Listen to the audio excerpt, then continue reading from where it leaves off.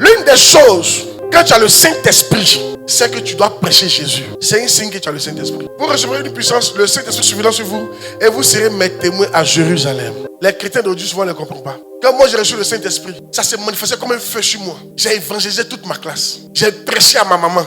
J'ai prêché à tout, même mes professeurs. C'est ça le Saint-Esprit. Quand il vient sur toi, c'est pour te communiquer l'envie de prêcher Jésus. Mais pourquoi toi, c'est quel esprit qui vient sur toi et puis tu as envie d'avoir l'argent?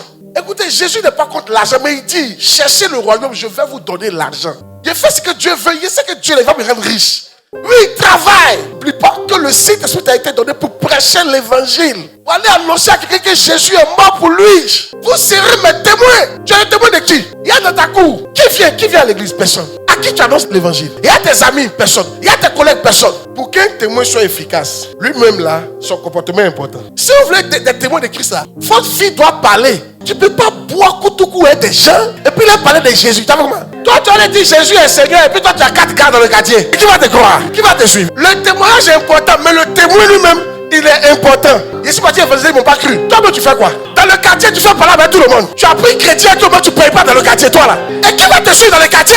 C'est pour ça que Dieu n'utilise pas n'importe qui. Il y a un témoignage. Si vous ne pouvez pas faire un effort pour sortir dans certaines addictions, Dieu ne va jamais t'utiliser. Il faut oublier ça. Tu ne peux même pas être un témoin de Christ. Parce que ce que tu as dit, on ne va pas croire. Pour avec tes collègues, tu as une petite go. Comment tu vas parler de Jésus? Ils vont te dire, mon frère, tout le monde peut parler sauf toi. Une femme n'évangélise pas avec sa parole, mais une femme évangélise avec son comportement. La femme évangélise en étant soumise. Ton mari va dire, hey, tu as du temps.